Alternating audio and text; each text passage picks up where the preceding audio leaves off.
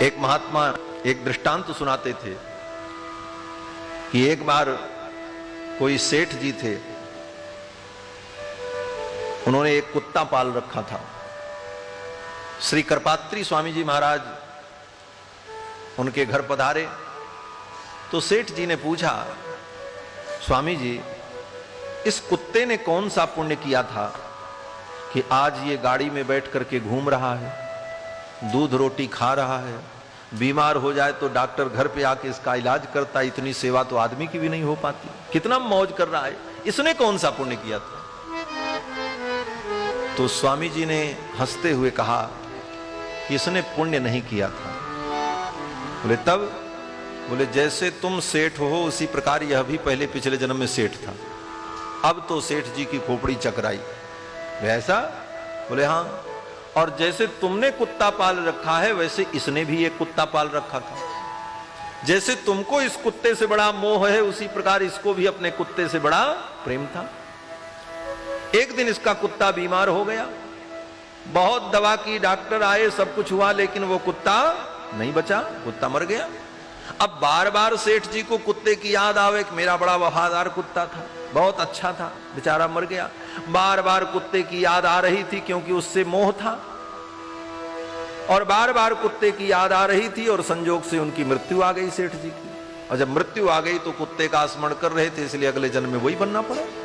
अब तो सेठ जी चौंके, बोले महाराज ये तो बड़ा गड़बड़ है, कहीं मुझे भी मरते समय इसका स्मरण आ गया तो हमको भी ऐसे ही बनना पड़ेगा। स्वामी जी ने कहा बनना ही पड़ेगा, ये तो संसार है। किसी का भी स्मरण करोगे मोह के कारण और उस मोह में पड़ोगे तो मरते समय कहीं उसकी याद आ गई तो तुमको भी वही रूप प्राप्त कर लेना पड़ेगा। सेठ जी ने तुरंत उसको विदा किया। ये कुत्ता बिल्ली तो घर में पालना ही नहीं चाहिए महाराज। कुत्ता बिल्ली पालने वाले पशु नहीं है। दूर से इनको रोटी दे दो, इनके ऊपर कोई विपत्ति हो, कोई दुख हो तो इनकी सेवा भी कर दो, लेकिन सेवा करने के बाद नहा धो करके तब घर में जाओ, कोई काम करो।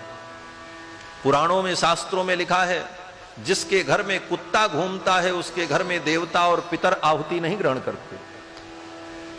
जिसके घर में कुत्ता पाला जाता है उसके घर में पितर लोग पिंडदान नहीं स्वीकार करते। आप कितना भी यज्ञ करो, पूजा करो, देवताओं को प्राप्त ही नहीं होगा। आप कहोगे महाराज वो भी तो जीव है। बोले जीव है, जीव है, उस पे दया करो, भूखा हो रोटी दे दो, लेकिन बांध करके घर में मत रखो, उसको बेडरूम में मत ले जाओ, किचन में मत ले जाओ। बीमार पड़ जाए तो उसकी सेवा कर दो, दवा कर दो, लेकिन फिर जाकर के स्नान करके तब कोई काम करो। शास्त्रों में लिखा है कि कुत्ते का अगर स्पर्श हो जाए तो सचैल स्नानमाचरेत, कपड़े के सहित स्नान करना चाहिए। अगर कुत्ता छू गया